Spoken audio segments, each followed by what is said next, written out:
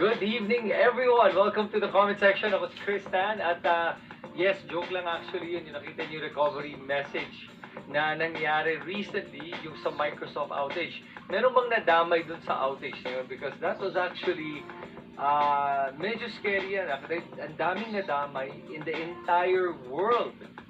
A lot of airlines were down, airports, banking. Sino sa inyo gumamit ng Union Bank or BDO? Apparently, na-affect yung BDO at Union Bank and other banks as well. And every system nadamay dyan sa outage na yan. And the weird part about the outage is, may isang error lang sa update na ginawa nung team sa Microsoft. Yun lang yun. Pero alam mong pinakita na itong outage na to is gaano ka-delicate yung ating global computer and IT systems dahil centralized siya. At yun yung nakakatakot doon na hindi natin naiisip kung gaano ka isang pagkakamali lang na ganyan pwedeng pabagsakin yung buong modern world, our technological era. Yun nakakatakot doon. So, but before we get started, guys, I just want to welcome some of our viewers today. Si Cheryl Favorito, Dennis Ang, welcome again. Good to see you again here. Aris Ten, Estrelita Amar, Daniel Deopante. Daniel, I don't know kung paano ginagawa yung mga donations, but I know there's a button there para magawa yan. So please feel free to just click on it. And whatever you want to give, that's amazing. I always appreciate anything that anyone can give. Cheryl, just click on the live button. O kaya baka hindi pa kasi tayo live kanina, kaya wala kang click talaga para mag-go live. Pero ngayon pwede na. Pogs 12. Sabi niya, meme lang pala yung blue screen. Yep.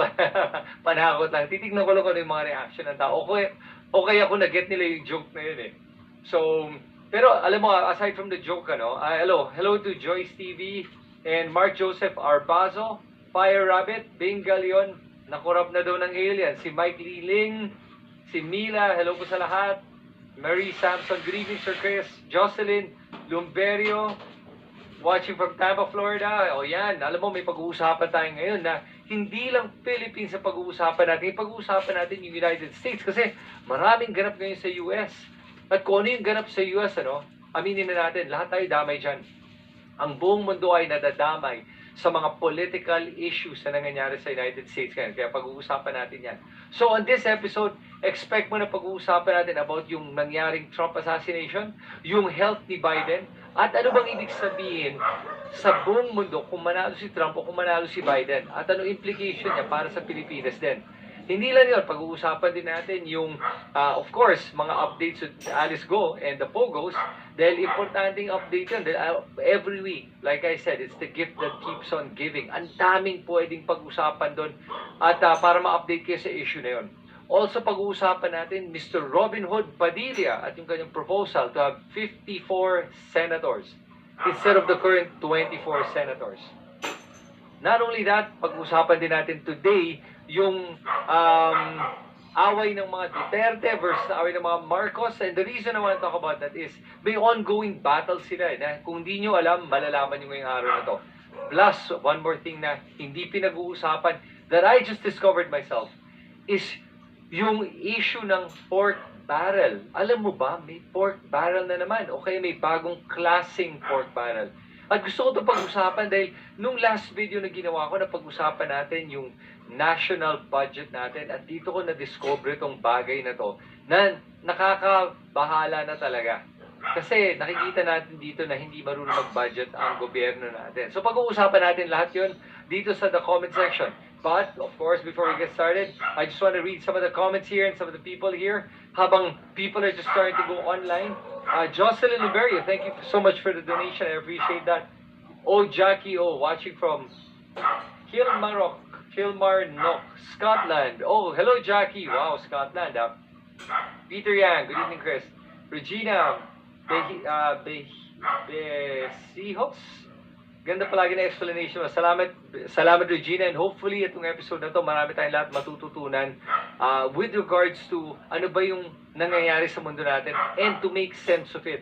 Alam mo yung pinaka-importante dito, hindi na magkasundo tayo sa ating opinion at sa ating mga pinaniniwala at sa ating mga pananaw. Ang importante dito ay makapag-usap tayo at makita natin lahat ng mga iba't ibang perspective at maintindihan natin yon. And from there, you can formulate your own opinion on these matters.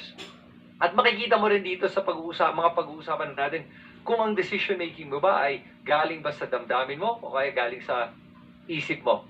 Okay? So, that's the real reason bakit we do these types of shows. Not only to let you know and inform you what's going on in politics and in the world, but also to let you know kung how you can look at these issues and how it affects all of us.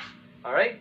So, Dennis Ang, parang bilang lang ng classroom ang proposal ni Carding. Oh, thank you, Chris. I learned a lot from your different content. Salamat din ha. Tik balang. Sa US ang labanan. Demented versus lunatic. Sagap ko lang na Marites. Nakakatakot immigration policy ni Donald Trump. Okay. So, we're gonna talk about that, even the immigration policy of each one and what are the pros and cons of it. Okay? Sarsi, gusto ni Trump pumunta ang mga tao sa bansa nila sa legal na paraan. Dennis Ang, just in case may trolls ulit, just ignore. Trying hard silang mapansin at not worth acknowledging. Yeah, I agree. You don't need to reply to comments naman pag nakikita mo yung mga trolls na wala naman talagang silbi yung mga comments nila. And you can debate and argue on sensible comments. But yung mga comments na pamarites lang o basically being a troll lang, hindi mo na kailangan pansinin yan. Alright? Si Asel, hirap mag-budget ang government natin kasi ang priority nila is magkano maibubulsa nila. Paulo Ochanco, Trump supporter here, he just whamped. Okay, I'm not sure what that means. Alright, Teresita Pagunsan, hello, and Sakura35. Okay, having said that, let's get started, guys. So, bago natin pag-usapan yung mga mas mapipigat na topics, umpisa natin with some light topics ng and like I said nga, I'm not sure if the worldwide outage is considered light, but it was almost funny that it happened, pero at the same time nga, kung totoo nagkaroon ng outage on that scale or even bigger, apocalyptic yung ganyang klaseng outage. Buti na lang temporary yan, pero kung permanent outage yan or outage that would last a week, a month, that would be apocalyptic. That would be, dare I say, almost comparable to a nuclear strike. Parang ganun yan, yung ganyang outage. And honestly, the reason may mga ganyang outage, for those that don't know, is because we live in a world where everything is centralized. So, ibig sabihin, pag may isang point of failure, and in this case, Microsoft's software was the point of failure. That's the problem with a centralized world. And kaya dito ako naniniwala doon sa bagong teknolohiya na pumapasok na sa ating mga consciousness ngayon. At alam naman nyo kung ano yun, di ba? Yung Bitcoin at yung blockchain technology. Dahil yung blockchain technology ay decentralized technology. Ang ibig sabihin nun, wala siyang single point of failure. So kung yung isang let's say, isang node sa network ay nagkaroon ng update, nag-fail, pero yung 99, walang problema, tatakbo pa rin yung network. That's the beauty of having a decentralized network. Kumbaga, pag centralized kasi kagaya ngayon, isa lang point of failure. Pag in-attack mo yung server, o kaya yung whale na yon, patay na yan, pero subukan mo mag-attack ng isang school of fishes. May matatamaan ka, baka isa o dalawa, pero the school is still alive. Parang ganun ang decentralized network. And that's why everything is shifting towards the decentralized network and the blockchain. It's a matter of time. So within 10 years, makikita ninyo yung effect nun. Pero yung effect nung ganung klaseng technology is on the back end. So it just makes it more safe, more transparent, and less prone to hacks, less prone to outages. Yun lang ang ginagawa niya. Okay? So, yun yung nangyari outage, and the lesson we learned from it is that we need to evolve in terms of our technology. Alright. So, next, narinig yung balita yung sa may, I think sa EDSA to, yung ginawa nilang pedestrian walkway for mga disabled. And I'm gonna show you guys the photo of this one. Ito yan, tignan mo. Tignan mo ba naman yung picture na yan? Tinitignan mo palang natatawa ka na eh. At naawa kung may mga senior citizens tayo o may mga naka-wheelchair tayo ng mga physically challenged individuals na sinubukan umakyat dyan. That's impossible. At kahit may katulong ka na magtutulak ng wheelchair mo, ang hirap akyatin yan.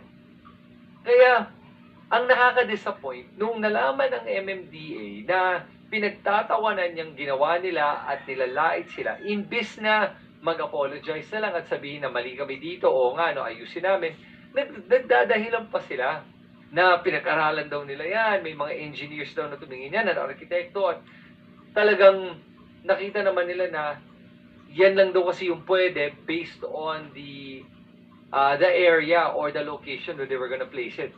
Alam mo, sometimes the best reason somebody can give is just to apologize and say, we made a mistake, we'll make it better. Yun lang. And honestly, right now nga, aayusin na, nag-apologize sila eventually, and sabi naman nila, aayusin nila. And right now, daw, maglalagay sila ng mga personnel to help mga anyone that may be handicapped to be able to go up that ramp. And I hope that they're gonna come up with an elevator for the people that are disabled. It's really a good idea to be able to have that. Okay? So, basahin ko lang yung mga comments dito. Okay, sabi ni Baste Mantuano, to Trump supporter, children in cages, say hello. 54, haha, yun lang ang mga dyan nga wala nang alam. Magdadagdag ka pa. Yes, dadagdagan mo yung mga walang alam. Bakit kaya hanggang ngayon hindi pa na-decide ni PBM ang Pogo na i-ban lahat ng Pogo sa Pilipinas? Okay, Duterte po kasi yung Pogo magkaibigan sila kaya hindi yun mababan. Moonflower, watch you from the movie Family of Two. Oh, thank you. First time to see you then, found out your YouTube channel, watching from the West Coast. So for the ones that don't know, panoorin nyo yung Family of Two. I'm in that movie with Sharon Cuneta and Alden Richards. It was such a fun role to play. Well, it's a very good movie at nakakaiyak yung movie na yun. So feel-good movie. Highly recommended. It's on Netflix right now. Okay? So ito sabi ni Baste Mantuano, Ramp of Death. Yes, actually. Tikbalang, oo, very sad yan. Para lang marilis ang bayad, bara-bara na lang sa gawa. Totoo yun. At alam mo yung problema talaga natin, na alam naman natin lahat to, di ba? Yung problema ng korupsyon sa Pilipinas. Ngayon yung mga ganyang proyekto, gaano karami yung pumupunta talaga sa project cost versus sa lagay sa mga opisyal. At syempre, I'd like to believe na may mga matitino pa rin naman sa gobyerno, pero hindi natin ma-help talaga na may ganyang kalokohan talaga nangyayari. Dennis Ang, sinubukan mismo ng isang PWD from GMA News. Kahit nakakalakad ng normal, magdadalawang isip kang gamitin yan. Kasi ang steep nung angle na yun, na kahit kaya mo maglakad, baka madulas ka at mahulog ka pa at lalo ka pang mapilayan. What's your thoughts on CBDC, sir? Okay, I'm gonna answer that question, boy hustler, no? CBDC, sa mga may hindi alam, is actually the acronym for Central Bank Digital Currencies. Ngayon, karamihan sa mga iba't ibang bansa sa buong mundo, including China, Russia, the US, and other countries are now exploring the idea of central bank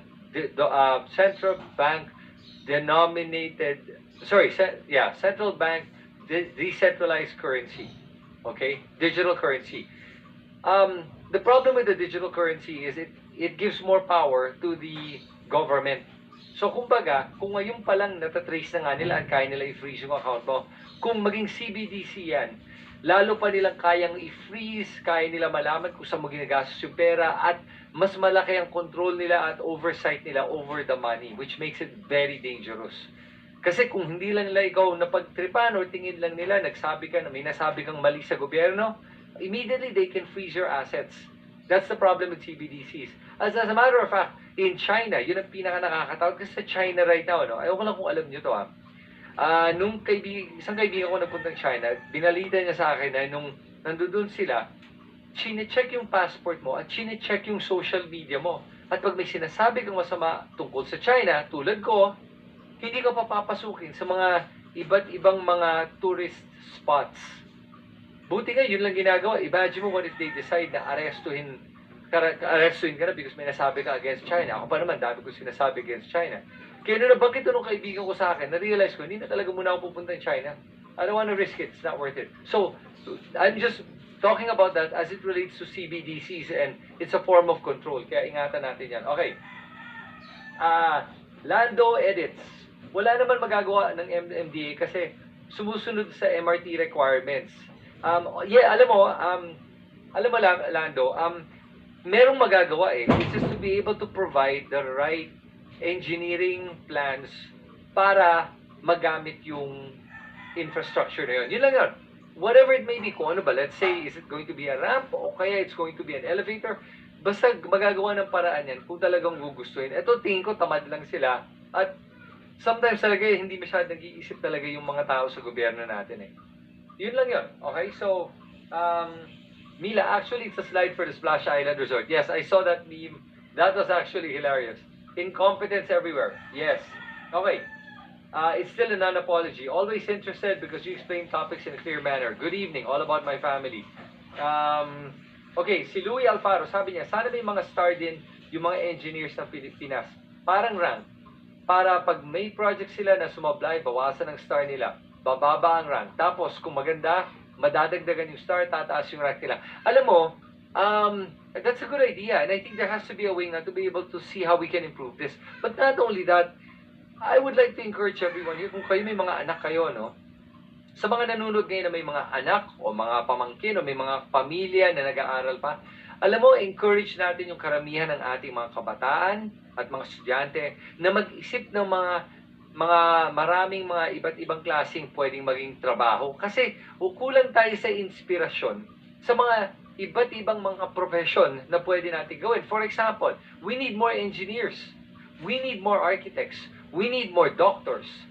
We need more, mga interior designers. O kaya kailangan natin ng mga teachers or professors, scientists, data analysts, researchers, actuarial scientists. Maraming mga iba't ibang klaseng trabaho na kailangan natin sa Pilipinas at kailangan natin na magagaling doon. Ang problema, karamihan sa atin, hindi natin alam at hindi natin mismo tinuturo yan sa ating mga kabataan. We need to inspire them to be able to look at all the different types of careers and professions that they can do that can help move Philippines forward in terms of contribution to humanity. Yun ang problema natin. No? Sa Pilipinas, I mean, I can't think of anything. Baka may maisip kayo dito sa comment section, sabihin na lang nyo sa akin. Wala pa akong maisip na contribution na nagawa ang Pilipinas towards advancing humanity. Or technology man lang. Wala akong maisip. So kung may maisip kayo, please help me out here. So, that's also because of our educational, parang educational poverty natin. Karamihan sa atin, we're so limited in our scope of thinking and what we can do. And that's why we have a very limited amount of, people in different careers that can advance us. Yun lang yun. Okay? So, okay. Sabi ni Cheryl, Favorito, may elevator in some stations in MRT, glass pa nga, para daw makikita yung nasa loob. Baka nga may di magandang ginagawa ang iba, pero may mga nagbabasag ng mga glass walls. Oh, okay. Social credit system, yep, that's what they do in China. And with the CBDC, that's what they can do. Irene C, good evening. If Japanese or Hong Kong construction workers saw the angle or details of the wheelchair ramp, they will question pa siguro the engineers. Bakit mali ang instructions? Dito kahit mali. Yes, I agree. Rick Rogue, yung mas marunong pa yung mga hindi arkitekto sa mga tunay na arkitekto. Kitang-kita sa lansangan natin. Di kasi sinundan ang principles of design. Yun yung nakakalungkot, ano? So, CAF JM, Boss Chris, totoo bang na-stroke na si Xi Jinping? Alam mo, wala akong balita dyan, di ko alam. At until I get a confirmation, I don't like dealing and talking about conspiracies or theories. Actually, now that you mentioned it, kahit naman si BBM, di ba, may parang chopper na nagland sa St. Luke's and BGC. Was it this morning or yesterday morning? Mas biglang kumakalat ang rumor na may nagkasakit daw si BBM or namatay na daw si BBM. Alam mo, I try to really not comment on these things because for me, you have to be not so reactionary with everything you read online. Don't share everything you read online. Don't retweet. Do not comment immediately. pag-isipan mo muna bago ka mag-react. Kasi dyan kumakalat ang mga fake news at pagiging marites. Sa pagre-react ng bigla-biglaan, nang hindi mo muna pinag-isipan yung ano talaga yung nangyari o yung sitwasyon. Okay? So, okay. Ayun, Dennis, ang internet connection pa lang, sablay na tayo. You know, actually, Dennis, for me, I like Converge. I just did a speed test kanina. And maganda naman yung speed sa akin. Okay naman. Wala namang ako nakikitang issue dyan. So, mukhang okay naman siya. Let me see here.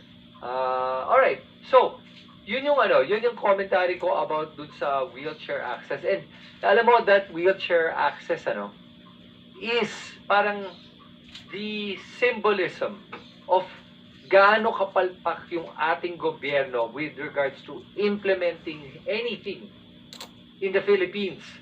So ngayon, ganito yan. Alam naman natin na maraming palpak or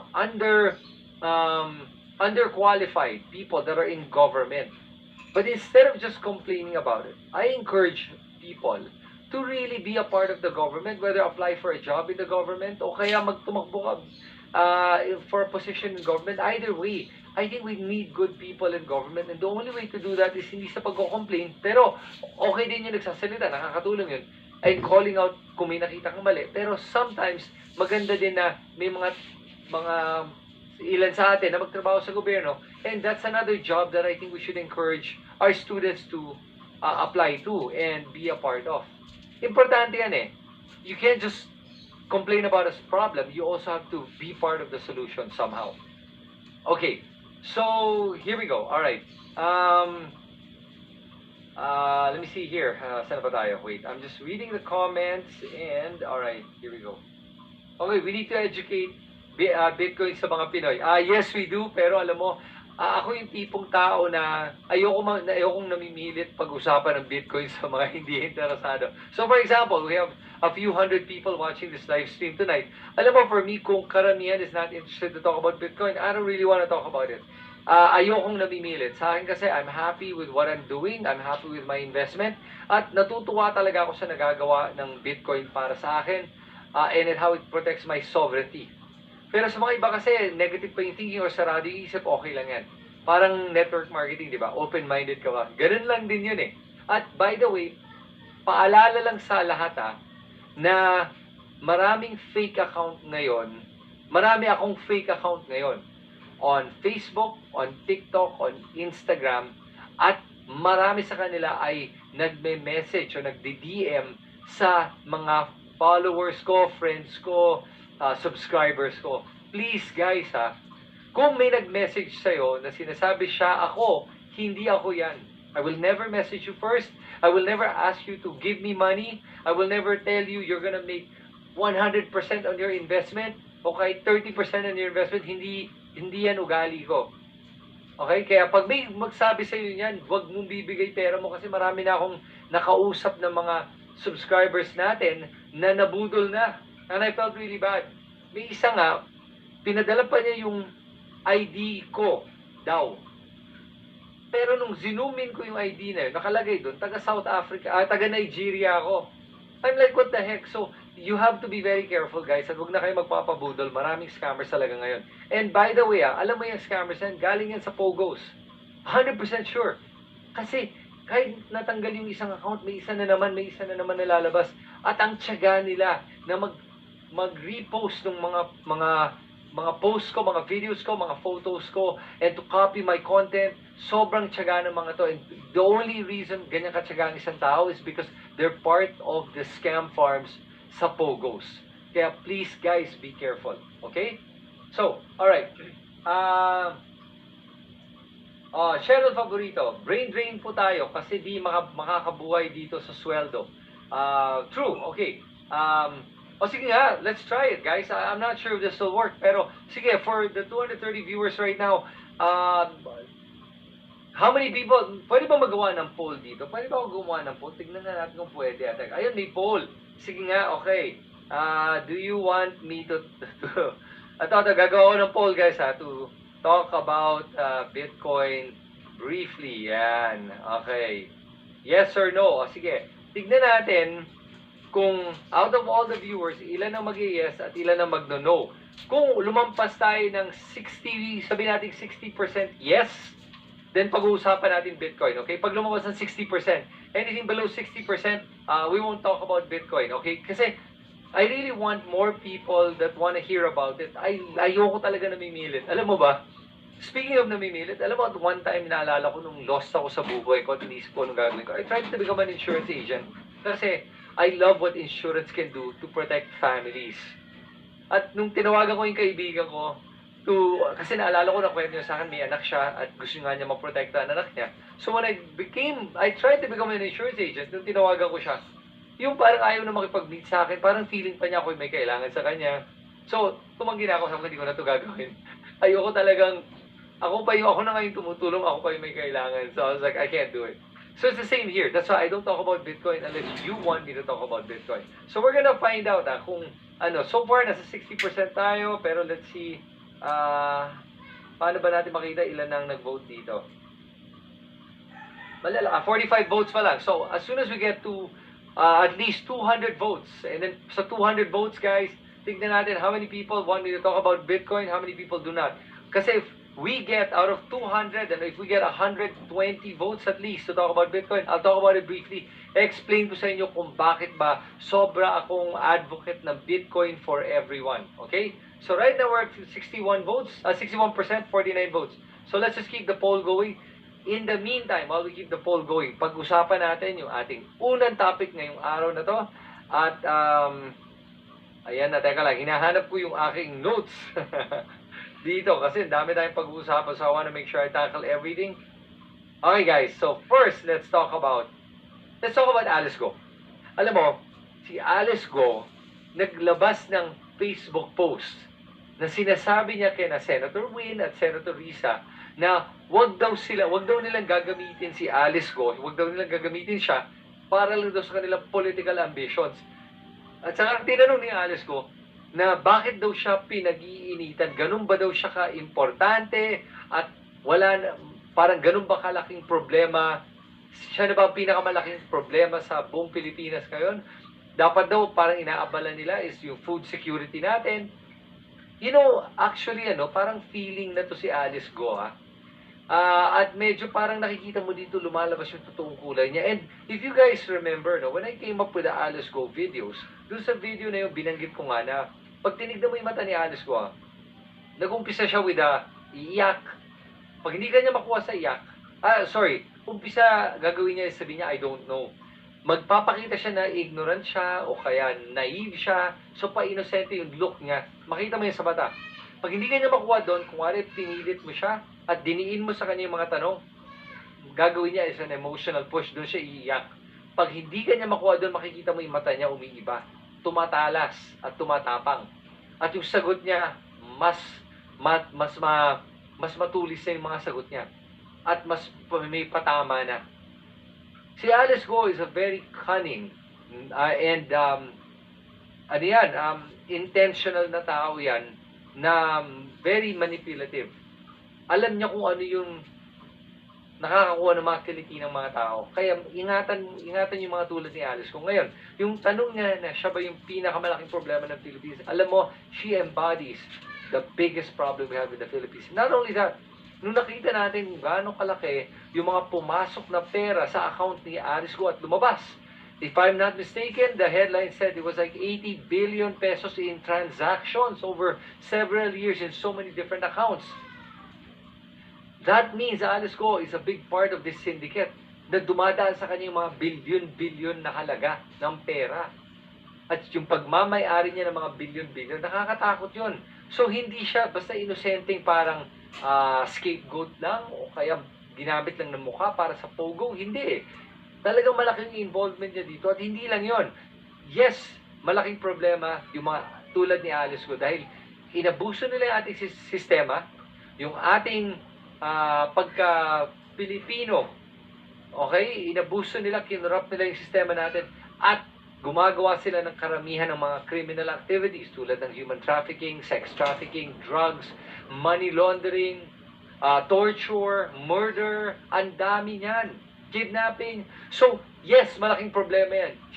She and the likes of her are ruining the very moral fiber of our country. Kaya, yan ang sagot ko sa tanong ni Alice Go. At sa totoo lang, palagi niya sinasabi na mahina ang ebidensya sa kanya. Ano ba ang pinipresenta niya para ipakita na mahina yun? Dahil ang lakas ng ebidensya na nagsisinungaling siya, kitang-kita naman natin lahat. At sa akin lang, yung sinabi ni, ito lang sa akin, yung sinabi ni Senator Win na may banta daw sa buhay niya at sa buhay ni Senator Risa na meron daw 5 million bounty na para ipapatay sila. Sabi yun nung isang vlogger na si Toto Kausing, lawyer yun, Alam mo, sa totoo lang, hindi ko alam kung naniniwala ako doon. Pero, of course, let's not take it lightly because mga criminal syndicates, mga to, and they're very capable of murder. They will not think twice about murder. Especially when billions of pesos are being made illegally. Poprotektahan nila yun. So, I'm not saying na hindi yung totoo. Totoo ang sinasabi ko lang, sana lang nung binanggit to ni Toto Kausing na sana man nagpakita siya ng ebidensya na totoo to at hindi lang to pagmamarites. Kasi yung mga ganyang banta dapat seryosohin at dapat talaga i-report yan sa NBI at sa PNP at hanapin nila kung meron talagang offer na ganyan at may bounty at saka dapat puliin kung sino man ang nag-o-offer ng mga ganyan. Kung si Alice Goy, dapat puliin na talaga siya. So kung siya nga yun o yung mga kasama niya o yung mga kasama niya mga big boss, yung mga tulad ni Wang Ziyang, then dapat talaga mahuli yan mga yan. Considered sila fugitives sa dapat nga disappointed. So yun, ngayon, ang interesting dito is hindi ko alam kung magpapakita siya sa susunod na Senate hearing o hindi. Alam mo, tingin ko hindi siya magpapakita. Pero pag hindi siya magpakita, lalo siyang mahihirapan kasi kailangan niya magtago for a long time. And plus, all the other charges are coming in na. I believe some are already there na at yung mga disqualification cases pa niya. So marami-rami yan. Marami siyang mga hinaharap ngayon na kailangan niya talagang patunayan na totoo yung sinasabi niya na siya nga ay Pilipino at hindi siya involved sa Pogo because everything points to her being involved not just in the Bamban Pogo yung sa Porac, yung mas malalang Pogo. And by the way, idadagdag ko lang, yung mayor ng Porac, Pampanga is exactly like Alice Go in terms of yung mga excuses niya, yung pagpapakita niya na siya, tanga lang siya. Ganun ba siya ka-incompetent? Kasi I'm glad nga ginamit to ni Senator Win. Sinabi niya, alam mo, dalawa lang yan eh. Di ba yung palagi natin sinasabi, dalawa lang yan eh. Either you're incompetent or you're complicit. Yun lang yan eh. Di ba? Either kasabot ka o talagang bobo ka talaga. So, pumili ka. So, lumalabas dito, mas gusto ni Mayor Kapil na maging bobo na lang yan kaysa masabi na kasabot siya. Pero sa totoo lang, pag tinignan mo yung lifestyle ni Mayor Kapil, may malaking chance na kasabot yan dito. At nagpapamangmang lang siya para lang hindi siya mahuli. Kasi mas safe yung sabihin na tanga ka lang, tulad ni Alice ko na wala kang alam palagi, kaysa sabihin mo o malaman na nagnakaw ka o na-bribe ka para papasukin at nag-flourish ang mga pogo sa iyong bayan. Diba? So yun yung interesting dito at sana talaga na gawa ng Kongreso o ng Senado ng paraan para talaga mahuli na to si matanggal na rin sa pwesto itong si Mayor Kapil. Teka lang, may tanong ako sa inyo guys, blurred ba yung image ko? Hindi. Hindi ko alam kung blurred kasi parang mukhang blurred. I'd love to hear from you guys kung blurred ba ako o hindi even yung technical director ko, tanong ko lang, blurred ba ako, Ken? Pa-check naman kasi tinignan ko dito, parang mukhang blurred ako pero hindi ako sigurado. Kaya if you guys can let me know, blurred nga ako ata or nagpipixelize lang itong ko. Ay, hindi, malinaw to. Okay. Alright, so okay naman. Okay, babasahin ko ulit yung mga comments natin blurred, sabi ni Lando Edits. Okay, so baka wala na yan sa bansa, nakatakas sa Davao. Parang sinasabi ni Enrique na Davao is not part of the Philippines. Ano ko ba, marami tayong mga Davaoenos na mahal ng Pilipinas at mahal din natin ng mga taga Davao. Okay, good morning from QC. Dual name, pwede ba yun? Do you think umalis na siya sa bansa? Alam mo, tingin ko nagtatago yan somewhere here in the Philippines. Pero alam mo yung mga commonality ng mga criminals na may link kay Duterte, lahat sila fugitives. Magaling magtago. Kibuloy, Bantad, ngayon si Alice Go. My God, may common ano talaga itong mga to, no? Magaling talaga magtago. Hindi ko talaga maintindihan nga. Okay. So, sabi ni Cecilia Pestaño, Hi Chris, the reason why Alsco is acting like that is kasi nakita niya Kibuloy, Bantag, and Teves, Digong is not yet captured. So, gagayain lang niya sila. Totoo yun. Alam mo ba, ito ang hamon ko sa ating DOJ at sa ating NBI, sa police at sa law enforcement agencies natin plus the DILG. Pag hindi nyo mahuli itong mga fugitives sa inyo na ito, you empower them. You're showing them na walang ipin ng ating batas at walang bayag ng ating batas at kaya nilang abusuhin at bastusin ang ating batas. Yun yung pinapakita natin sa mga incompetence na to na hindi natin sila mahuli-huli. Kaya nga si Duterte, lakas ng loob niya, di ba? Sabihin yung mga sinasabi niya, gawin ang mga ginagawa niya. Dahil nga doon. Okay. So, dinadivert ni Alsco ang attention ng mga tao. Yes, Sakura, you're right on that one. Irene C. And now, go upping accusing that the senators are using her for political purposes. May higher up na nagtuturo talaga. Suspicious talaga. Yup. Pera lang ang katapat kay Mayor. Yup. Totoo yun.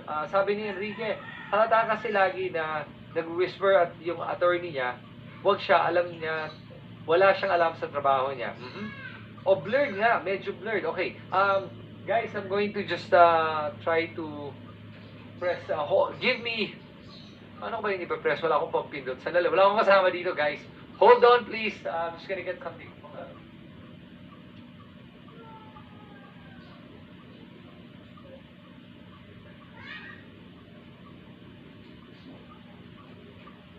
Okay. Pasensya sa lahat, okay.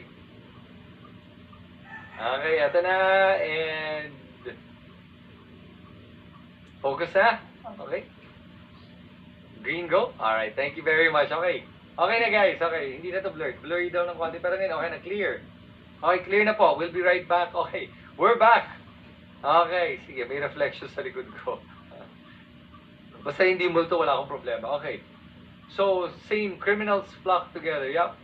Hi Chris, blurred ikaw masilaw ang background mo. Can you change the wall as your background? Kasi it blurs your face. Huh? Really? Okay, pero ngayon, okay na naman, di ba? Okay, parang low resolution video, but kita naman, so okay lang. Batas sa Pilipinas, pag pangmayaman lamang. Alam mo, totoo yun, Lando. It's unfortunate that the law favors the rich at yung mga makapangyarihan. And one thing nga, kaya ang daming mga corrupt na politiko, ano? Kasi never nahuhuli. Napansin nyo? Kailan ba talaga nahuli at nakulong ang mga politiko? Karamihan nga kahit nahuhuli, napapardon at nakakawala pa. Yun yung problema talaga. Kaya, hindi ko alam talaga kung ano mangyayari. So, Randolph, good evening, Sir Christian. Where are our brightest minds? The cum laude, the summa cum laude, the PhDs, the technocrats. We need their expertise to lead and innovate. Looking forward to your thoughts. So, ganito yan. Alam mo, Randolph, ang problema natin kasi is tayo. Lahat tayo, kasama tayo dito. If you've ever voted because of your emotions or dahil sikat ang isang tao, kasama ka sa problema, unfortunately. At, you know, I mean, I understand how people vote naman eh. Kasi you vote for people that you can relate to. Alam mo, this phenomenon is not just happening sa Pilipinas. It happens all over the world. Na binoboto mo kung sino ka nakaka-relate. So, ibig sabihin nun, yung mga leaders natin is a reflection of our own mental, emotional standards in life, our own capabilities in life. Yun yung nakikita natin sa ating mga politiko, unfortunately. And there is an intellectual drain in our country. When I visited the Senate last month, or 2 months ago, I remember, yun yung isa napansin ko talaga, tinitignan ko yung how senators conduct themselves. Wala na yung mga dating panahon ng mga senador na you can be proud to call them senators when they were actually honorable. Ngayon, hindi na talaga eh. Kulang na ng mga ganyan eh. So, tayo din ang binibigtan ko dito eh. We have to learn to start voting with our minds, hindi dahil sa ating damdamin. Hindi tayo boboto dapat dahil sikat. Pag-aralan natin talaga at seryosohin natin yung pagboboto. Tingnan natin talaga kung sino yung mga kandidato at yung sino yung mga pinaka-qualified. Pag ginawa natin yan, aayos yan. Promise ko sa inyo. Okay? Alright. So, Dennis ang convicted nga. Nakakatakbo pa. O sitting pretty with her beautiful shoes. Totoo. Tita Kat, the problem is, the Pinoy din kasi, bakit nabigyan ng mga document na dapat ay wala siya, like a birth certificate and passport? Kasi nga, problema din sa karamihan ng mga Pinoy is pera ang katapat. And sometimes siguro nga, maliit ang kinikita, pero still, kahit maliit kinikita mo, kung maliit ang kinikita mo, ayaw mo trabaho mo, find another job. Huwag mo ng pagkakitaan sa pamamaraan ng pangungurakot, tapos na kukompromiso naman yung ating seguridad. Diba?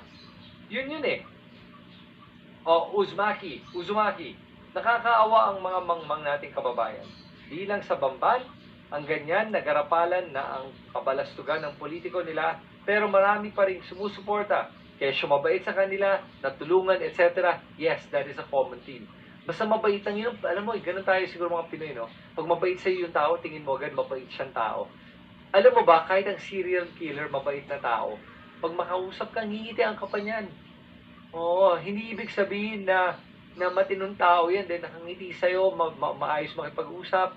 Sometimes the most charming people are the most evil people. Good example, look up Ted Bundy. Yan, charming, guwapo. Dami niyang pinatay. Pero pag pinakinggan mo yung inner thoughts niya, sadista yan. Meron tayong serial killer dito sa Pilipinas. Sikat din yon. Hindi siya guwapo, pero umaamin siya na umiikot siya, rumoronda siya sa gabi para pumatay ng tao. Dahil trip lang niyang pumatay ng tao. Okay na mag-isip kung sino yan. Bahala na kayo dyan. Okay. So, nakakalungkot ang mga babae ng mga... Nakakalungkot at ang babae ng mga kaisipan ng ating mga kababayan.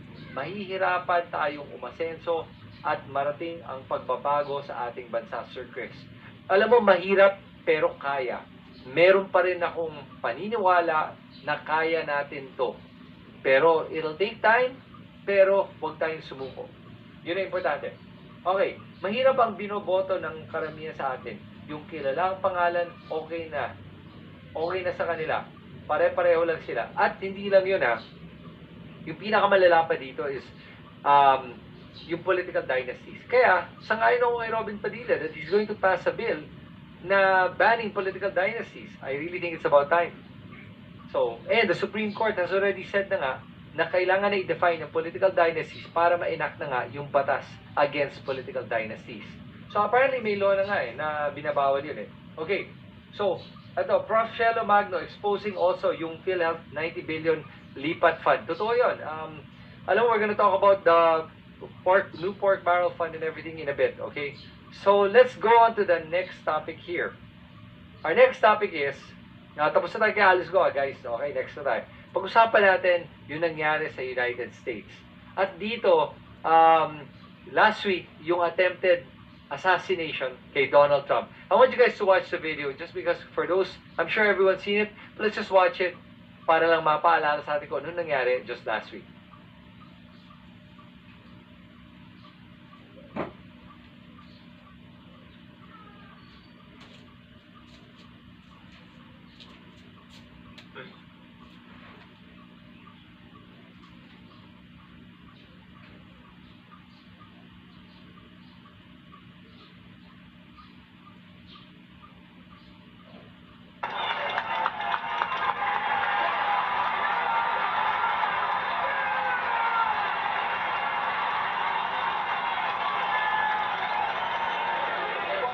Wow.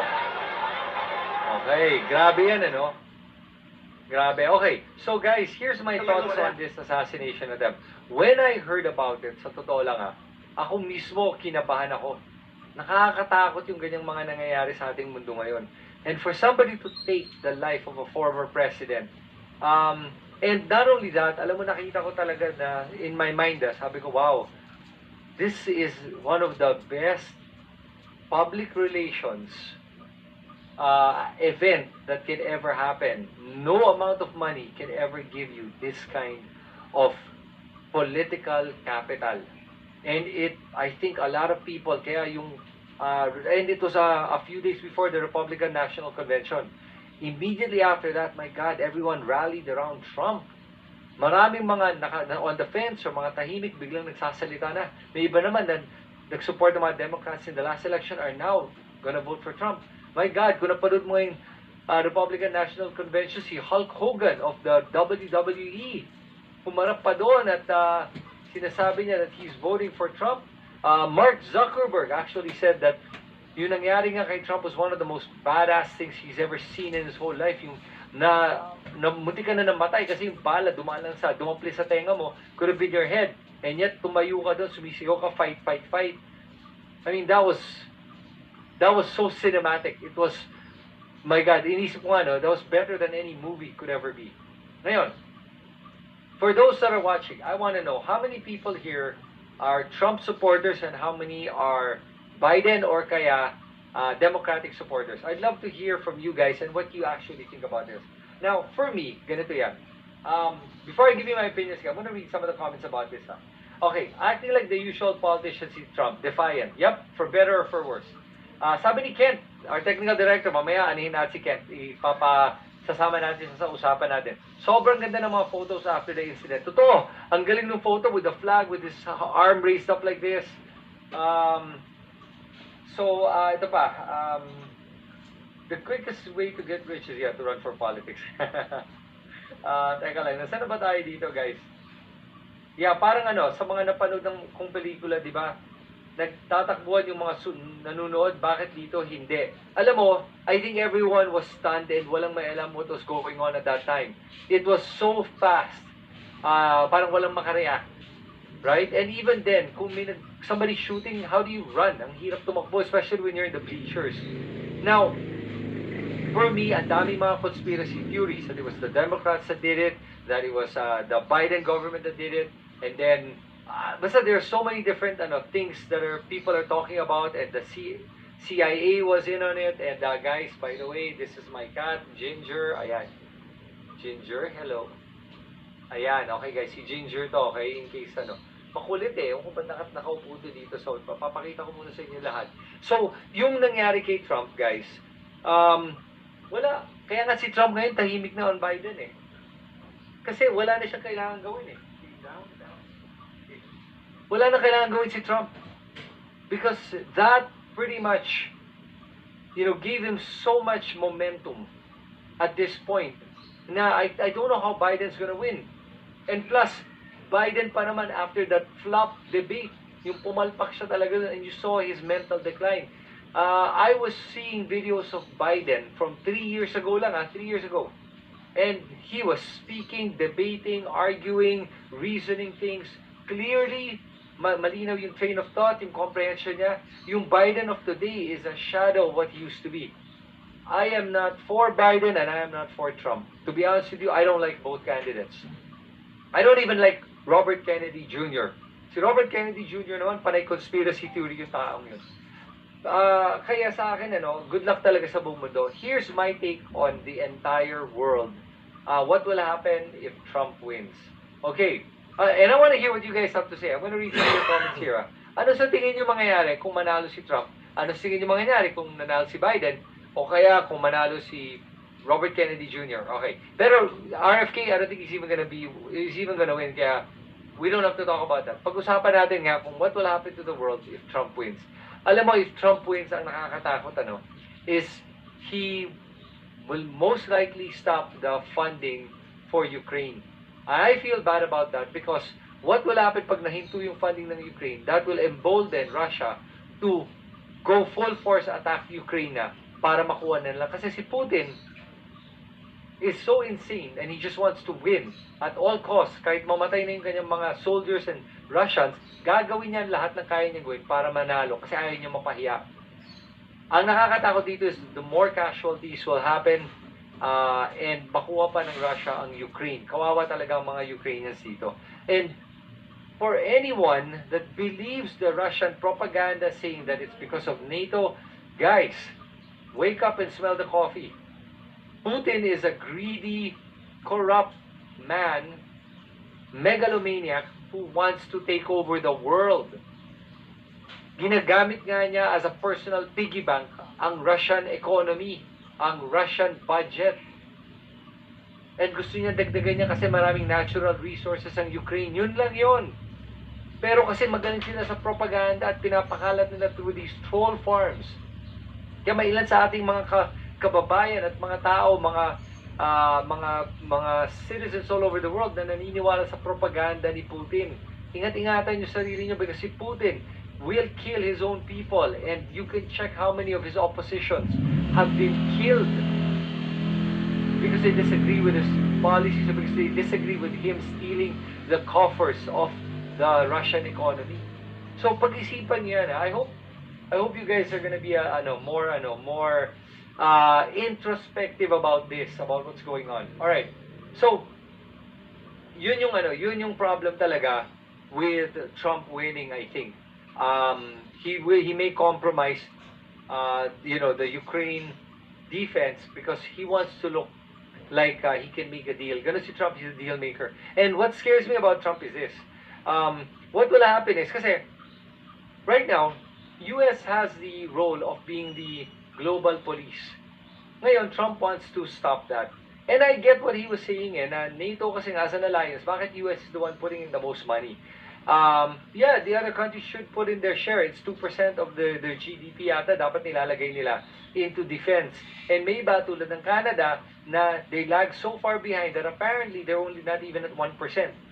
So kailangan nila i-step up yung defense spending. Kasi bakit US ang daw ang gumagawa nun? I understand. Fine, that's fine. But he should not have such a hardline stance, and Trump wants to be very transactional. What can you do for me? What can you do for the US? If I have nothing to gain from this, F you. Ganun yung gusto niya. And although I like the fact that he's friendly with all the countries tulad ng North Korea at ng Russia kasi it calms them down. Pero at the same time, tingnan natin kung may balls si Trump nga na lumaban kung may gawin tong mga to against their neighbors or against other countries. Dito natin malalaman. Ang nakakatakot for the Philippines is, will he do the same to the Philippines as what he's doing with Ukraine? Yun ang isa. Next, will he do mass deportation? I don't really know. For me, I'm on the fence with regards to immigration at the refugees and illegal immigrants. Kasi ganito yan sa akin, guys. Nakikita natin what all the illegal immigrants are doing all over the world and in Europe. It's destroying the culture of Europe. And for me, I remember there was a post I saw na nagsasabi nga na parang yes, for example, Italy is filled with Italians, and yes, they're mostly white, and that's okay. And France is mostly filled with Francophones, and that's okay. And British, they have their culture, this is their culture, and that's okay. And the point they're trying to make is we're all different, and that's okay. And we can keep our differences and yet still live together. Hindi naman kailangan lahat nag-assimilate. Kasi nangyayari ngayon natin sa Europe is that maraming mga Islamic extremists that are trying to parang impose the Sharia law on everyone. Alam mo, if you're Muslim, I don't have a problem. As much as you shouldn't have a problem with me being Catholic or being Christian, and we have to respect each other's beliefs. And let's not impose on others our own beliefs. Okay, and for each culture, they have their own culture at mga practices. Dapat irespeto natin yung mga bansa na yung kung ano yung mga pinupuntahan nating bansa. If you go to an Islamic country, they ask you to wear hijab, then wear it. Diba? Pero at the same time, if the country does not allow people to wear mga hijabs, mga ganun, then don't. Ganun lang yun, or don't go to the country. I really believe that is, you have to respect the country that you're going to, not the other way around. That's how it should be. Diba parang ganito yun pupunta ka sa bahay ko, and I expect everyone to take off their shoes. You don't want to take off your shoes, don't go into my house. Ganun lang yun. Respect my rules, you're in my house. It should be that for every country. Okay? So yun ang nakita ko dito. Alright. Guys, we have 166 votes, and 53% said no, don't talk about Bitcoin. 47% said yes, talk about Bitcoin. So, when we get to over 200 or even 300, I want to know if you guys want me to talk about Bitcoin or not. Pero so far, the no's are winning this one, okay? Alright, RV. Sabi ni RV dito, may sumasagot pala si RV to somebody. Si Rise and Shine, may dementia na si Biden, but mainstream media is not telling about it. Alam mo, yung mga nagsasabi that mainstream media is trying to protect Biden, maybe there are some, but like everyone else, everyone is biased. Every news organization has a bias, everyone has a bias. I'm okay with that. It's called taking a position. That's fine. There are a lot of balance, not balance, sure. There are a lot of ways to balance each perspective. You have to just be aware of all your sources and watch both. Alam mo ba, if you look at my YouTube channel, mapapagkamalan mo akong right-wing extremist. Kasi marami akong pinapanood from right-wing media. And I do that because I want to hear their perspective and find out what they're saying as well. I don't agree with a lot of things they're saying, but I do agree with some of them. So may common ground pa rin yan. I don't look at them as bad people. Much like I don't look at people that are very left-wing as bad people. I just think we have a different way of viewing things, pero at the same time, hindi lang different way. I think lahat naman tayo ay isa lang naman gusto natin puntahan dito eh. Peace, di ba? That we all get along. We just have different ways of doing it. The sooner we can understand that, the more we can find a common ground. Yun. Alright? Okay, so I'll read some of the comments here. Irene C. Harvard Law School naman si Michelle Obama and Barack went to her for mentorship, di ba? Barack went to her for mentorship, di ba? Okay. So, Michelle Obama will never run, she said. But, who knows? Anything can happen, di ba? Sometimes, truth is stranger than fiction talaga. But what scares me about Trump also is the position he takes on, he's very hardline in his positions. The issue with Palestine and Israel, he's pro-Israel. I actually agree with Israel to a certain extent. And, but that's a big debate, okay? So, honestly, if Trump wins, my gosh, baka mag-invade, magsumali ang US sa laban ng Israel at Palestine. Now, how is Trump going to deal with every other country? It's going to be all transactional. What can we do for the US? That's all it is. But the good thing about the United States is this. Their democratic institutions are so well ingrained that the president cannot just do whatever he wants. He is not all powerful. He has to deal with Congress, he has to deal with the judicial system, and he has to deal with departments na may protocols and mga yan. So, yes, he has a certain amount of power, but that power is not absolute. And that's the beauty of the US government. At yun ang nagpoprotekta sa buong mundo. That kind of democracy is because of how strong their constitution is and their democracy is. So hopefully it'll stay strong. Because when you have somebody who has authoritarian tendencies, baka magbago yan. Okay? So, parang si PRDD, ginawa yung bansa, personal bank account, Enrique Guadis. Alam mo, Enrique, totoo yan. Ginawa niya personal bank account at pinabigay niya sa lahat ng mga kaibigan niya. Pero umutang siya gamit ang ating treasury, tapos saan niya binigay yung pera? Hindi sa pandemya, binigay niya sa mga kaibigan niya at sa kanyang sarili. Yun ang problema. Okay, it's part of the playbook, Netflix, How to be a Tyrant, documentary. Yep. Okay. Quid pro quo, tawag doon. Yep. Dennis, itong si Trump or Biden, parang tagline ng Alien versus Predator. Whoever wins, we lose. Alam mo, I agree, that in this case, we lose no matter who wins. But the difference is this kasi, Biden status quo. You already know, parang Biden's the evil that you know, Trump's the evil that you don't know. Biden, alam mo na, status quo lang naman yan eh. That's it. Whatever's happening is just gonna keep happening. That's all it is. With Trump, you don't know what's going to happen. Now, as somebody like myself who is into cryptocurrency, I'm okay with Trump being part of the US, becoming the next US president because he's pro-Bitcoin. At least he wants to be pro-Bitcoin, and he will make sure that we have self-custody of our cryptocurrencies. I like that. Aside from that, let's see what happens. All right. Teresita, good evening. All right. So, anong masasabi mo, Sir Chris, sa NPA Army? Lando, I would love to know more about that NPA Army that you mentioned, that other people mentioned. How powerful is this army? How many are there? Are they still even significant? These rebels, where are they? And what's going on with them? May mga balita ba? Because I don't know anything about it, nor do I think they're a real threat. I think the bigger threat are the Pogos. At ang tingin kong pinakamalaking threat ay China kumpara sa mga NPA. Abu Sayyaf is even a bigger threat. Okay, yung mga Islamic terrorists are a bigger threat than the NPA, in my opinion.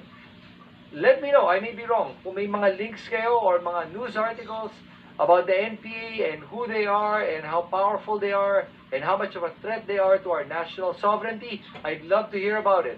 Because honestly, from where I'm sitting, parang lumalabas, ginagamit lang yan, especially nung panahon ni Duterte, para man-red tag at gumawa ng rason para kalabanin ang ating mga mamamayan. Yun ang nakikita ko. But I could be wrong. Alright. Sabi ni Alina Umalia, my daddy said Trump wanted for all to have unity, for all the presidents, leaders all over the world to have respect for each other. Alam mo, that's what he says. But when he acts, he only respects himself. And he wants to be the boss. Yun ang attitude talaga ni Trump, unfortunately. Buti na lang maraming mga world leaders na matatapang din at malakas din ang personalidad. Kasi kailangan talagang may tumapat sa kanya eh. Joe Films, their communism is simply an ideology and every man has a right to their views and opinions on how things would work best for them. I agree. Love or hate Trump. But it seems we don't have a choice because it seems he's going to win according to the polls. So here's the thing. There's rumors going around na si Biden will actually drop out of the presidential race anytime soon. I actually think it's going to happen. I'd like it to happen. Pero, kung ang kapalit si Kamala Harris, Kamala is also crazy like Trump. They're both crazy. Nakakatakot. Di ko alam kung ano mas nakakatakot sa dalawang yun. They're both crazy. So, that's the problem with the US government right now. It's run with a lot of crazy people. So, sana we have some sanity back in the States. Let's see. Anything can happen. Alright. Is there really such a thing as lesser evil in politics? Yes, there is. I'll give you an example. Lesser evil. I don't think it's a lesser evil. I think there are good people in politics for it. Risa Ontiveros, in my books, is one of the good people in politics. Very principled. She sticks to it. And I really believe that. Okay, next. So, what happened to all his cases? Some he was acquitted, some were dismissed. So, maraming mga iba't ibang nangyari sa mga kaso niya. I still think it's divine providence ang pagkakaligtas niya from the assassination. Walang sound yung microphone ko. Really?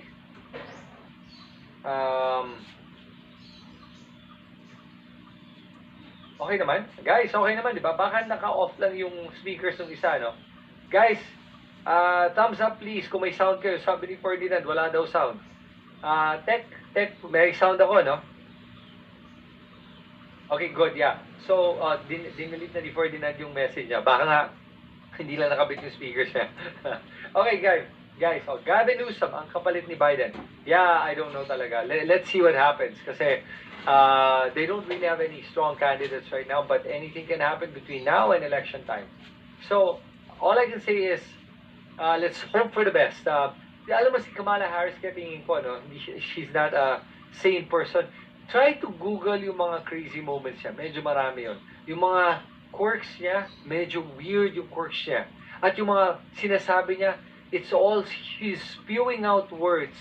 Parang she's saying it to sound good rather than because the words really mean something. May ganun siya. May mga repetitive phrases siya or sayings na paulit-ulit niya sinasabi sa lahat ng mga speeches niya. I don't think she's stable at all. So yun lang yun ang comment ko kay Kamala Harris. But remember, ang maganda nga sa US government is that sobrang deeply entrenched yung kanilang mga systems na the president does listen to his advisors. Even Trump, who didn't believe in COVID, listened to his advisors and still created a lockdown even though he didn't believe in COVID. Okay? He didn't even believe in the vaccine. Actually, nung panahon nga niya, wala nga vaccine. Ayaw nga niya matupad yung vaccine eh. So, the point I'm trying to make is that even if the person is crazy on top sa US, sobrang matibay naman yung demokrasya nila. I'd like to believe na matibay yun. Na hindi lang basta-basta kaya ng isang taong palitan yung mga sistema. Unlike in the Philippines, na nakita natin with Duterte how fragile our democracy is. Na muntik na niya gawing banana republic itong bansa natin. Okay. Buti nga, hindi niya napalitan yung ating constitution na magtatakbo pa siya ng pangalawang beses eh. Di ba? So, yun yung nakakatakot talaga sa atin na mahina pa rin yung ating demokrasya. John Darrell Di Malanta. Sir Chris, who do you think between Trump and Biden would be the best for West Philippine Sea interests and dealings with China? I want to hear your thoughts. So, right now, Biden, I think, is the best one for West Philippine Sea. But, having said that, Trump is practical. Ayaw niya ang China. Galit siya sa China. And because of that, he will protect the Philippines as well and continue with the same policy. So I don't think there's going to be a difference between Philippines and between Philippines and China when it comes to the US's support, whoever wins. And Trump does listen to his military advisors as well. So yun. Okay. My husband is American but he doesn't really like Trump also. Alam mo sa akin, ano? Okay, so the people that ask me if I like Trump or not, the reason I'm not a fan of Trump is because nakita ko yung kanyang authoritarian tendencies. Nakita ko yung mga, yung January 6, as much as some people would like to believe it wasn't an insurrection, the fact that they stormed the Congress as they were about to announce the winner of the elections, that's not a good thing. Okay, tanggapin mo dapat kung anong resulta ng election. Kahit naman sa Pilipinas, I don't agree. And I really think may kalokohan nangyari, but that is the democratic system. Unless you can prove otherwise, beyond reasonable doubt, that there was cheating, wala tayong magagawa. Right? In the Philippines, that happened. I still don't agree with it. I still don't like the results. And but we're here. So we have to work with what we have. Right? Yun lang yun. Okay? So yeah, I really believe Biden is a gunner. Yeah, I think so too. So, is US still worth calling a destination country with everything that's happening po? Alam mo Joyce, the US for me is not as safe as it used to be. And there are some cities na nakakatakot talagang puntahan that I would feel safer in BGC than I would in some of those cities in the United States. Nakakatakot doon dahil may makaaway ka lang, baka barilin ka na. Nakakatakot doon dahil you're at an event, a gathering, may mass shooting. Nakakatakot talaga na ang daming tao na may baril. There are more guns than there are people in the United States. That freaks me out. Kaya that's why Philippines I find to be safer than the United States. Who agrees and who disagrees? I'd love to hear from you guys. So guys, yung ating poll dito, we have 204 votes and 56% said no, they don't want to hear about Bitcoin. So yeah, alright, sabi ni Elena, my dad said, tama ang ginagawa ni BBM, hindi siya mapusok. Pero hindi pababayaan ng US sa Pilipinas sa oras na galawin ng China ang bansa natin. Lalo na pag si Trump ang mamuno. Yeah, alam mo no, BBM has said naman strong statements against China. And I think naman tama yung kanyang position dito. Having said that, I would love for him to talagang sabihin niya sa SONA na pag sinubukan tayo ng China, lalaban tayo. I'd love for him to say that. That would rise up and arouse all the patriotism in all of us. Yung ating pagka-Pilipino. That would also increase his ratings. Pag sinabi niya na I'm going to ban Pogos and Pogos are going to be deemed illegal in the country, tataas ang rating siya by a lot. Yung dalawang yung pa lang, pag gawin niya, tataas talaga rating siya. Okay. So that's the topic on Trump, Biden, and what I think will happen to the Philippines and the world if Trump wins. Let's move on to our next topic, guys. Yung bagong pork barrel. Ngayon, nakita ko to kasi pinag-aaralan ko yung national budget natin for 2025. And for those that don't know, I came up with a video about it. And panoorin niyo yun on my YouTube channel to get more details. But I'll just go through the broad strokes right now for the people watching kung di pa nyo napapanood yung video na yun. Binabagit ko lang na 6.35 trillion ang sinusubukan nilang i-approve na budget.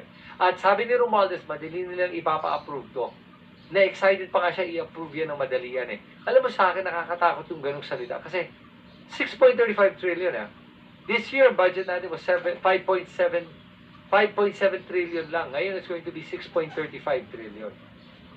Ibig sabihin, there's going to be a deficit of about 500 billion pesos. That's ridiculous. Oh, sorry, 600 billion pesos, mga ganun, ang deficit for 2025. Hindi ko talaga maintindihan kung bakit ang ating gobyerno hindi nila babalanse yung budget nila. Ngayon, binanggit ko din doon kasi that nung panahon ni Pinoy, yung budget natin was only at 2 to 3 trillion pesos. Okay? Ngayon, ang ating national budget abot na ng 6 trillion times 2 times 3 na yan of the national budget before. Yung national debt natin umakyat na from 5 trillion all the way now to 14 almost 15 trillion. So I'm telling you this because this is so important that we are all educated on how this affects us. Okay? yung national debt, utang ng ating bansa, ay nasa 15 trillion na by the end of the year. Idagdag mo dyan na nalaman ko lang na 700 billion na palang binabayad natin para sa interest pa lang ng utang natin. 700 billion. Kasing laki siya ng budget ng ating education. Alam mo ba kung gaano kalaki ang 700 billion, kung anong magagawa niya para sa ating bansa? Anong klaseng serbisyo pa natin makuha kung wala yung utang na yan? Marami. At kung nagtataka ka bakit mataas ang bilihin natin dahil dyan sa continued increase of our deficit and the debt, yung utang na yan ay ang nagpapabagsak sa halaga ng ating pesos at sa pagpapataas ng bilihin. Today, nagpunta akong grocery. Alam mo ba yung cart ko, wala pang 1/4 full. Umabot ng over 4,000 pesos. Nakakalula kung gaano kamahal ang bilihin sa Pilipinas. Dati, 15,000, isang buwan na yan ng grocery sa akin. Ngayon, 15,000, isang linggo pa lang yan ng groceries. Malala ang pagtaas ng presyo ng bilihin sa Pilipinas. At dahil yan, sa patuloy na pag-deficit ng ating gobyerno sa kanilang budget, ibig sabihin, gumagastos sila mas malaki sa kinikita ng ating bansa. Kaya kailangan nila itigil yan. Ito ang pinakamalala dito. Narinig nga nyo yung binabanggit ng lahat ngayon na gusto nga kunin ng gobyerno, yung Department of Finance natin, yung 90 billion ng PhilHealth. Galing yun sa budget ng ng ating treasury, pero binigay nila sa PhilHealth. Gusto nilang bawiin yung 90 billion kasi hindi doon nagamit. Pero ang tinatakot pa tayo ni Secretary Recto na pag hindi natin gawin yan, di magtataas tayo ng buwis. Sandali lang po. Hindi nyo pwede kami takutin ng ganyan para matuloy yung ginagawa nyo. Dahil alam mo yung 90 billion, pag tinanong sa kanya kung saan gagamitin, hindi pa nila alam kung saan nila gagamitin. And guess what? Elections are coming. So, please, huwag na tayong maglokohan. Okay? Gaguhan na yung ginagawa talaga nila. Sabihin nila, kulang yung pera. Sandali lang, kukulang ang pera. At wala ng pera yung ating, ating treasury. Teka lang, may Maharlika Fund tayo na pinand ng yan. Gusto nila lagyan ng 250 billion. Kasi sinasabi wala ng pera na kailangan magtaas ng buwis. Pambihira talaga eh. Di ba? Tapos huwag natin kakalimutan that all our Congress representatives gets at least 500 million pesos a year. Okay, that's about 158 billion pesos taon-taon na ginagawa so they can appropriate it to their constituents and do what they want with it. Imbis na pababain ng mga premium na binabayaran natin sa PhilHealth, tumataas pa. At wala pa nga tayo nakukuha masyadong benefits eh. I wish nga free na ang healthcare natin eh. Kaya ng PhilHealth yan, pero kung kuha ka ng 90 billion sa kanilang kaban, mababawasan talaga. Okay, so yun yung problema dyan. Alright? Now, let's read some of the comments here. Parang si Sarah Palin, di pala si Kamala Harris. May ang issue kapalpakan. May mga issue kapalpakan, yeah. Sir, I wish you run po to become a senator. Alam mo, I've said it before in the live stream, I'm actually considering it. Kasi nga, I encourage people to run and I'd love to show people ano ba yung proseso ng pagtatakbo bilang senador. Can we win? It's possible. Anything is possible. But we need a big army to be able to do that. A big social media army, I think it's possible. Anything is possible at this point. Okay. Sir Chris, avoiding my comments, 7 Samurai. 7 Samurai, I'm not avoiding it. Ang dami lang comments, hindi ko lang talaga nabasa yan. At you want to repost it, I'll try to read it if you can repost it. So, sige, you can repost it. I'll see if I can read it. Louis Alfaro, masyado malaki yon para sa isang bansang baon sa utang. Nahahalata sila na walang pamamalasakit sa bansa natin. Si Pinoy hindi pinahalaga ng sasabihin sa kanya kahit wala siyang project na bongga. Ngayon, iba. 15 trillion, generation na yung utang natin. Yes. Palakihin nila yung budget para mas malaki yung kanilang makukulimbat. Yes. Grabe, nalalim ng mga Tagalog dito. Ako nahirapan. RV, Chris, if you take out inflation, assuming they added it, how much do you think the budget is or should be when actual spending starts by next year? I'm not sure if I understand your question, but you know what they should do? Kasi isipin mo to, in the previous year, for example, this year, for example, the projected collected revenue by the government is about 4.7 trillion. Remember, just less than 7 years ago, our budget was only at 2.3 trillion pesos. If we can have a budget of 2.3, na inangat lang ni Duterte up to 5 trillion, dahil sa pangungurakot na ginagawa nila, okay, sa paglagay ng confidential funds, pagbigay ng pera kay Pulong, pag-uutang, pagbigay ng pera sa family, at sa dami-dami ng ginawa nilang pangungurakot, kaya tumaas ang national budget natin. Yun lang yun. So, kaya naman itong 4.7 trillion eh. Kaya yan. So, that means balanced budget. Ang problema lang, hindi ko alam kung nag-iisip pa itong mga to eh. Kasi tingin nila, okay lang, kasi matagal nang ginagawa to at may rason na ginagawa yung mga ibang tao sinasabi lang. Because everyone else is doing it, it means it's okay. Because the US is doing it, kaya okay lang yan. Mas matalino pa ba daw ako sa mga ekonomista, sa United States, sa Japan? Alam mo, hindi ko sinasabi matalino ako. Sinasabi ko simpleng bagay lang ito, huwag natin gawing komplikado. Ito ang kinikita mo, ito gastusin mo. Period. Yun lang yun. Pag gawin mo yun, sigurado ko, mas mabuti yun kaysa gumagastos ka na mas malaki sa kinikita mo. Bottom line, whether you're an individual, a company, or a government, you need to have a balanced budget or a profitable budget, a budget with a surplus. Yon. Next. Pinoy actually initiated most of Digong's infra projects. Yes, that's true. Also, not only that, by the way, when Pinoy left the government, he left the government with a surplus. When Duterte left the government, he left the government with a lot of debt. Over 2.5 times what it used to be. That's the reality. Okay? So, I want to talk about the pork barrel that I mentioned. Having said all of those things, and pinrimer ko na kayo with the national budget, ito yun guys. I'm going to show you the article I read, and I'll just read through it na lang para makita nyo gaano kalala itong problemang to. Okay, ayan.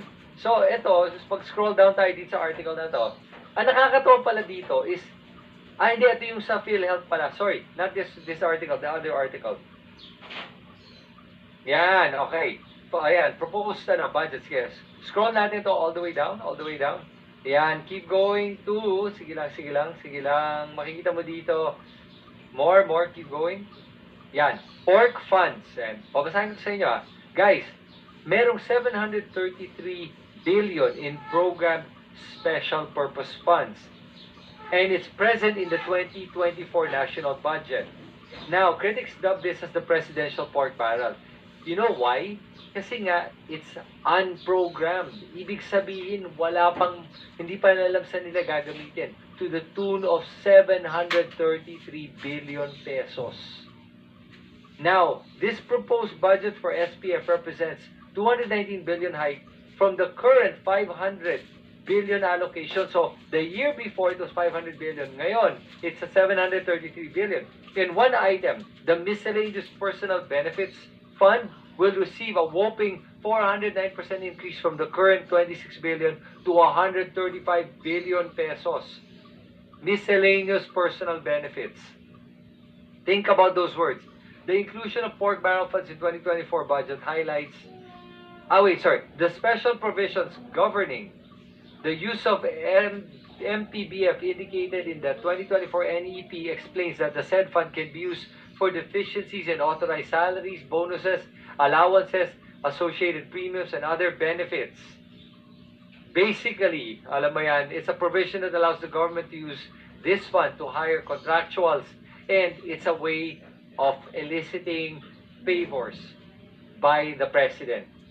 That's the problem. It's political patronage. It lacks transparency because the so-called special purpose fund raises suspicions about the real motive in designing this fund. Guys, ito na yon, yung bagong pork barrel. At ginagamit yung mga special funds na yan, and kaya ako binanggit yung PhilHealth funds, kasi yun din is unprogrammed funds. Na ngayon biglang hindi na alam saan gagamitin, pero gusto nila kunin balik. Saan nila gagamitin kaya yan? Diba? It's patronage politics. It's so that pag may kailangan sila sa mga kongresista, o ito, abutan kita, aambunan kita dito, ambunan ka dito. Ganun yan eh. That's the scary part about these funds, and that's why these national budgets are a problem. And our national budget is debt-driven. Yan yung headline na nakalagay dyan. Debt-driven spending. Gastos tayo ng gastos with money we don't have. Kung ikaw ba may kaibigan ka na utang ng utang, pero hindi niya mabayaran yung utang or kulang kinikita niya sa utang niya, pautangin mo ba? Hindi, di ba? Yeah, kasi alam mo, pag ginawa mo yan, anong mangyayari sa'yo? Bakit hindi ka nga mabayaran eh? Alam mo ba kung hindi tayo kung umabot sa time na hindi na kaya bayaran ng gobyerno yung utang nila, we go into a debt default. We go into hyperinflation. Goodbye, Philippines. We become the next Argentina or Venezuela. Alright? So that's the scary part about this. Alright? Okay, Louis Alfaro, kung iniisip nila ang kapakanan ng bansa at mga Pilipino nagbabayad ng taxes, mas ipapriority nila ang papalit ng utang kagaya ni Pinoy kaysa pagpapaganda ng imahe nila sa imahe ng through the projects. Actually, yung pa yung babanggitin ko, yung 20 million na gagastusin sa SONA, I think that's pastusan talaga yun eh. Spend 20 million pesos for a SONA. I would rather, if BBM was sincere, have a SONA, say in Quirino Grandstand in front of the people. That's a real SONA. He has all these VIPs and yung mga oligarko na pupunta dyan at mga kaibigan niya, 2,000 of them, special guests. I think a real SONA should be in front of the people. If I were BBM, I would do it in Luneta. Imbitahin ko lahat ng mga Pilipino at doon ko gagasin yung 20 million. Oh, kahit mga maliliit lang pakain, okay lang yun. I would do that. So, yun yung problema natin ngayon. Maraming mga papoging ginagawa yung ating presidente, pero I want to see real action. Hindi lang mga pa-fiesta, mga pakain, mga parties, mga trips, but real action. That's what I'm waiting for. Okay? So far, may mga ginagawa siya tama pero kulang pa rin. And I'd love to see more from BBM. So yeah, so that's regarding the pork barrel funds. What do you guys think about it? Alright, dapat i-post ng government spending sa official website. Even 12% VAT is huge. Totoo yun. 12% VAT, malaki yun. We are overtaxed na nga, guys.